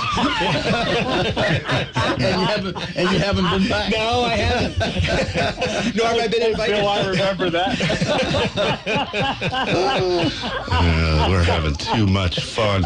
We're going to move right along, and we're going to go with Larry Schultz. Yes, a couple of years ago, J.D. Vance said, "I don't really care what happens to Ukraine. Do you think that abandoning Ukraine to be overrun by the Russians will be good for the U.S. and our allies in Europe?" So what's your question? What do you think that abandoning Ukraine to be overrun by the Russians will be good for the U.S. and our allies? It's been a long week for you, Mike. Joe Ferretti, we'll go with you. I'm going to mute all of these guys from now on. It's just you and me, Joe, for the next half hour. I'm sorry, Larry, I didn't get that question. Look, that's one of these fundamental shifts that we're seeing with the Republican Party. I guess, with the old adage that history repeats itself, back in the 1920s, we went to become isolationist, and it got us sucked up into a major world war because we lost the influence in terms of foreign affairs. When you don't have a stake in some of these happenings across the pond, if you will, that's what happens. And clearly, President Trump would be again leaning on NATO severely, not just for the money, but because he really doesn't believe in that alliance, which is probably the greatest foreign alliance that the world's ever seen. So I don't know what direction these folks will take, because oftentimes it's hard to pin down specific policy provisions behind the rhetoric that you hear from Donald Trump. I'm going to pick up a phone and end that war in one day. Well, how are you going to do that? So I don't know. I suspect that we're going to have the Ukrainians give up territory to Putin to satisfy that, and maybe that gets us to some sort of brokered peace. But the bottom line is, I don't think it's good for this country to back down and let a democracy, and Ukraine was a troubled democracy, I will grant you that, but to let a democracy just take it like this from a foreign adversary who was the aggressor, clearly, in this war, I think is bad news for NATO. It's bad news for Eastern Europe. And I think it shows that this country is not going to stand behind the democracies of the world when other countries, such as China, start becoming adventuresome and threatening. It's a bad signal, and I think we're going to rue the day if that happens. I will point out there were no foreign wars during President Trump's tenure. Michael Hike. I think we were still in Afghanistan, but anyway, so I don't know how to take what J.D. Vance said about Ukraine. I think it's a complicated situation. I think you'll look at Republicans, and you'll have a lot of them that are in support of Ukraine, and you'll have a lot of them that are not in support of Ukraine. What I don't like seeing is the fact that everybody looks for the U.S. to lead, and not just lead with their decision making, but with their money. And I think that's the big thing that the Trump has against NATO, is that this is supposed to be an alliance, and everybody is supposed to contribute on an equal basis based on their GDP, and they don't. And I think that's what he's saying. There's nothing wrong with this alliance, but you all have to pony up. You cannot depend on the United States to support you militarily and financially all the time. We cannot hold NATO together by ourselves. You are not contributing your fair share, especially when this is happening in your hemisphere. on your continent. We want more out of the European allies than what we're receiving right now. We shouldn't have to be at the forefront and decision-making and financially for this war. It should be other countries. It should be the European countries. And I don't see that. And when it comes to war, I've always had the same thoughts about war. There's nothing pretty about wars at all. But I hate when we drag them out the way we're going to do it. If we're going to support Ukraine, then get the hell in there and support Ukraine and end this damn thing. And get NATO involved and end it. This has drug on for way too long. Just sending stuff over to them is not enough. I feel the same way in Israel. If we're behind Israel, then get behind Israel and get over there and finish this. Because what we're doing right now, it just drags it out way too long, and you end up suffering longer because of it. Bill, that's what we tried to do in Afghanistan, Mike, and we got in and we couldn't really get out. But it's as far as the financial contribution, we tend to look at what countries such as Belgium contributes to NATO. There's another aspect. Belgium also contributes to the European Union, and the European Union also contributes to NATO. I don't have the exact numbers in front of me, but it's not quite as stark as some of the numbers that we've been given, the disproportion between the U.S. and the European countries. I hearken back to, and I was not alive at the time, but I've read a lot of history. Until 1938-39, there was still an isolationist mood in our U.S. Congress, mostly on the Senate side as opposed to the House side. And because of that, we ended up getting caught in World War II. And I would hate to have history repeat itself in that regard. Is NATO perfect? Absolutely not, but I think it's the best thing we have going. John Gilstrap. First of all, I've seen no evidence that Trump is against NATO. I agree with Mike that Trump is about NATO. Read John Bolton's book. Excuse me? Read John Bolton's book. Okay. He claims we were within an inch of withdrawing from NATO, and he was in the room. Okay.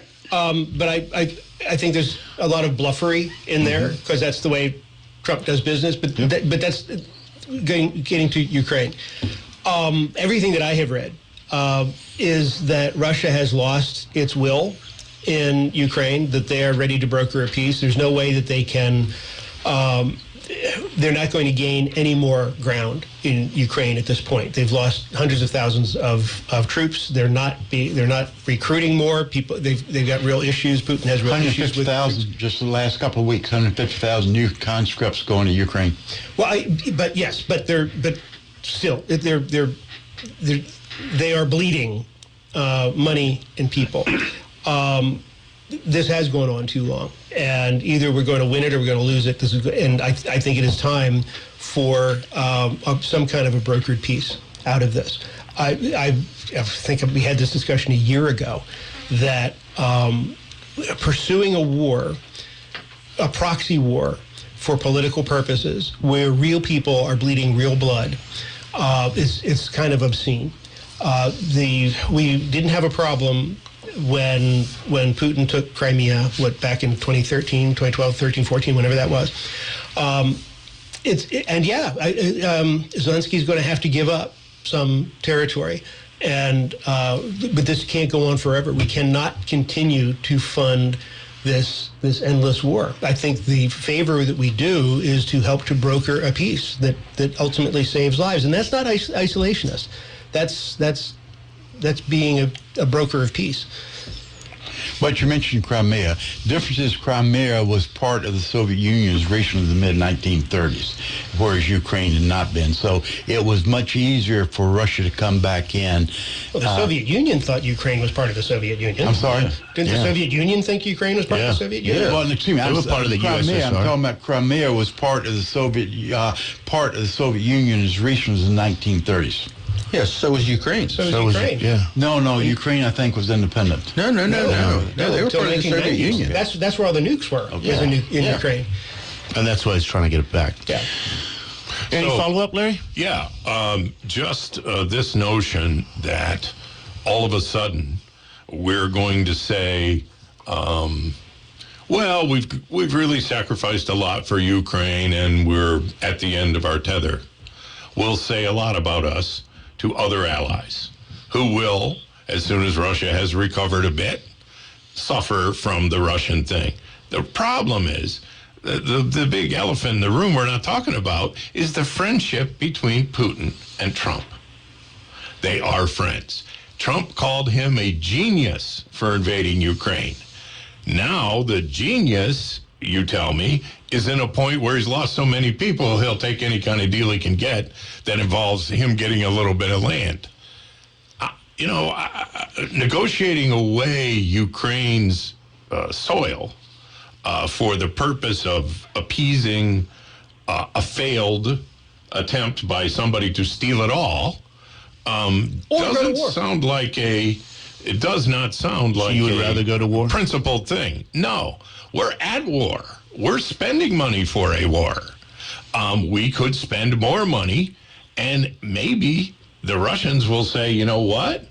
I really wanted a deal, but I can't do this anymore. To what extent? How much money do you want to spend? I'm not up to speed on all that. Yeah.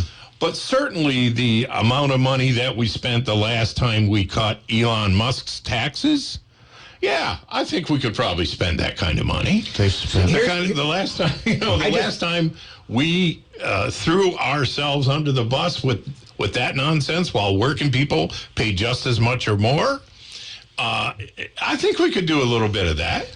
I just read this article that was sent to me because the other side of my life, that part of the downside of what's happening in Ukraine is the weapon systems that we have sent to Ukraine, some of the more modern, we don't send them the top shelf stuff, but the current generation of things that were really effective against the Russian troops, they have now figured out how to counteract them. So we have wasted, the billions of dollars that we have spent to develop weapon systems to fight our own wars against Russia are now useless because they know how to fight against them. And these are first strike kinds of weapons. But I do think they were second generation weapons. Well, yeah, but now they're useless because they know how to fight against them, and we're spending this on behalf of. We're going to have defense contractors love it because now we spend more money with them. You say that we do have to figured out how to deploy it. Well, then why is Russia looking for a deal? Why, if they're so genius? Well, they're spending money too. Yeah, I mean that's the bottom line. Well, yeah, that's why we got more money than them. They will eventually quit. No, they won't. No, I think they will. No. We're going to move on to the Badger. All right. Well, my subject is about the convention and the Republicans, and I think there is a danger that the Republicans are peaking early, especially when they don't really truly know who their next opponent is. They're going to get a bump from this convention, and then there's 3 months to go. And I think there's a danger that the Democrats have the opportunity to pick up the momentum and gain ground before November. So that's sort of my question. Do you agree with that? Do you think the Republican Party has peaked too early? I'm going to go with Larry first. I don't spend a lot of time thinking about their fortunes. Yes, you do. Yes, you do. I just kind of hope they never peak. But we'll see. Part of that is going to depend upon the public statements of the candidate and his running mate, just newly anointed. And we seem to forget that Donald Trump is capable of the occasional weird remark that sounds like he's been thumped in the head and doesn't know where he is. He switched in mid-speech last night, I'm told, from a sort of unity theme to the same old,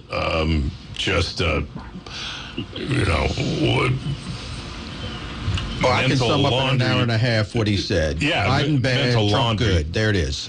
Okay. Yeah. So it's hard to say whether they peak too soon. But I think there's certainly a chance of that. The real challenge is going to come as we see that this person with only 17 months of government experience, who is basically just a sort of carried employee of Pete Thiel, whether he's going to scare people enough that they'll say, hey, wait a minute. We already got one guy who says the most outlandish stuff. Now we got a guy who said he hated him, who's his running mate. We don't want this. I think that could be, if they do peak too early, that could be why. That people will actually get to know Mr. Vance. You should go Google it, do a YouTube video and go watch his speech. I think you'd be pretty impressed. John Gilstrap. I have deep faith in the GOP's ability to shoot itself in the foot. Right. They have snatched defeat out of the jaws of victory repeatedly in my lifetime. But having said that, I don't know, peaking early, if they can continue to have the... Right now they've got some great momentum going, and it's counterbalanced by the complete immolation of the Democratic Party. And if Kamala Harris is the next candidate, that is another blessing, I think, for the Republican Party. So we'll see. Who knows? But it's something I dread. There's going to be an October surprise. Democrats are talented at either, if it's not a real thing, it'll be like a Russia hoax. There'll be something. There is some dirty trick, whether it's real or it's manufactured. It's there, and they'll bring it up, right. and the media will run it as truth, even if it's a lie. So it's going to be the same playbook, and it's whether or not they can keep ahead of it. You should write Joe Ferretti. You live in the world of conspiracy, John. Fantasy is definitely your thing. Joe Ferretti. Well, great points, Mike, this is a good question, and I've learned two things from watching this convention. One is that they could be peaking because man, the unity is there, and the enthusiasm is there amongst the base, and that's who's represented at these conventions. Now, whether they reached out and converted the suburban moms who want to hear about abortion policy, but were sadly disappointed not to hear anything in this convention about that because the Republicans still haven't figured out how to deal with that. And whether they've converted any never-Trumpers to cross over and now support Trump, I think as the name implies, there's still a pretty sizable faction of never-Trumpers. Look, this guy has never won, Trump, I'm talking about Trump, has never won more than 47%. In the last two presidential elections. He's getting beaten up in some of these off-year elections. The Republicans and Trump are beatable. But as John Gilstrap said, as you watch the Democrats set themselves on fire, you wonder if anybody's going to be able to step up and beat them. So I think coming out of the convention, you'll see a little bump. But I think there's a ceiling there. And there's a ceiling that can be exploited if the Democrats get their act together. I'm not confident that'll happen. Yeah, I don't think that's the question, Mike, as much as it is what's Biden's going to do. We've talked about this all morning. If Biden stays in, I don't think the Republicans have to worry about peaking because I think it's going to be a bloodbath. The Republicans are going to win both up and down ballot. Now, if Biden steps down, regardless who the candidate is, I think it's a different ball game. And I do not believe it's going to be as much in the hands of the Republicans as it's going to be the turnout in the Democrats. The Republicans are going to turn out regardless, whether they're going to get the 46, 47, 48%. Whether or not the Democrats will turn out or not is going to be the issue, and that's going to be the excitement that is going to be generated from the top of the ticket. I do not believe Biden can generate that excitement. I don't know about Harris, and I don't know about what any other potential candidate could do, but that's going to be the issue, the excitement on the Democratic side. To close, Mr. Haidt. I couldn't have said it better, Bill. I can't believe you and I are agreeing like this. We've agreed on a lot of things, We Mike. do. Yeah. And Bill is bringing it today. I think you're spot on. I do. I think you're spot on. We've just kind of isolated John Gilstrap. Yeah, well, and we sort of made fun of John there in fantasy and everything, but, fantasy has come true way too many times, and that's sort of why it's not fantasy anymore. So I see where John's coming from as well. So I think there is a fear that the Republican Party has peaked a little early, and I think Bill's right. If Biden steps out, there is the possibility of some gained momentum on the Democrat ticket. There may be some enthusiasm, because there's definitely a lack of enthusiasm right now on the Democrat side. So I don't know that it's a Kamala Harris that's going to exact that enthusiasm. I think it maybe have to be somebody else. But there is if you're a Republican, there's the fear that could happen, and they could gain momentum going down the home stretch. And that's, if you're a Republican, that's what you don't want to see. That's right. And we're going to take our final break for the morning, and then we'll be right back. You're listening to WRNR and TV 10. Hi, Crescia Hornby here. Larry DeMarco, broker of Modern Realty Results, believes he has some of the best real estate agents in the Eastern Panhandle. Agents at Modern Realty Results have years of experience and knowledge of the local real estate market. Agents within the office work as a team to provide quality customer service. We strive to always ensure client satisfaction through handling every transaction with honesty and integrity, all while offering competitive rates. Modern Realty Results is veteran-owned and managed. Please call us at 262-4222, modernrealtyresults.com. Welcome back to Gold Nation Buffet. I'm Ryan, and I'm so excited to show you guys the hibachi station. It's phenomenal. Check this out. What's incredible about the hibachi station? You can use this screen system, choose everything from your meats to your sides to pho, ramen, and so much more right here. And they'll build it for you right on down here at the station. And boom, there you go. All those requested ingredients fresh on the plate and ready to go. Come on down here, Golden Nation Buffet, for their incredible hibachi station. We'll see you soon. Spring into adventure this month at CMA Chevrolet of Martinsburg. We have a great selection of over 80 new Chevys on our lot. Right now, you can get a new 2024 Equinox with up to $3,000 off MSRP. Or get a new 2024 Silverado 1500 with up to $8,000 off MSRP, plus $1,000 in trade assistance cash. And did we mention no payments for 90 days on select Chevy models? Together, let's drive at CMA's Chevrolet of Martinsburg.com, where owners just care more. John's Pool Supplies, your local one-stop shop for all of your swimming pool needs. Located at 237 Eagle School Road, John's Pool Supplies has over 30 years of experience and a large selection of products, services, and supplies for your pool or hot tub. From custom liner installation and pool inspections to free water testing, call John's Pool Supplies at 304-267-2000 or go to johnspoolsupplies.com. Welcome back to the last 3 minutes of Eastern Panhandle Talk this morning. I do want to address something that I just noticed this week, and I will look into this, but Facebook has changed its algorithm, and it is automatically hiding some messages from people. So we will look into what makes some of those messages get hidden. I know there was some ones that I had to unhide today, but we will try and address that for the future, but that's not us hiding anything. That is Facebook hiding your Zuckerberg says that just does not happen. Anytime you attack Larry Schultz, for some reason, you're getting hidden. So that's funny. Zuckerberg donates to Trump. You've got about 20 seconds. We'll start with Joe.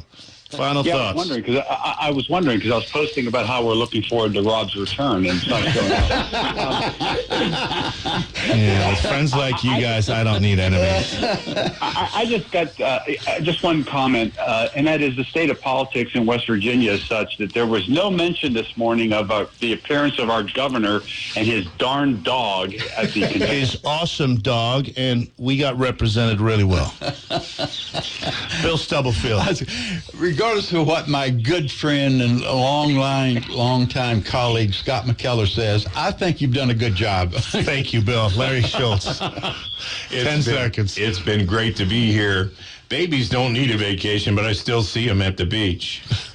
Makes me mad. I go over to a little baby and say, "What are you doing here? You haven't worked a day in your life."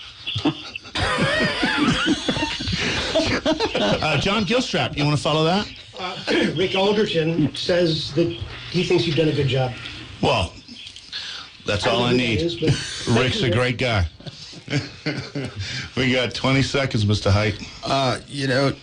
I'm going to say that I appreciate the fact that our governor and baby dog were at the convention, and I thought we had a great delegation. We were front and center, and that was big news for West Virginia. West Virginia was represented extremely well. I want to thank you all for putting up with me for the whole week, and yes, Rob will be back on Monday, and you can tell him how great I did. See you on Monday.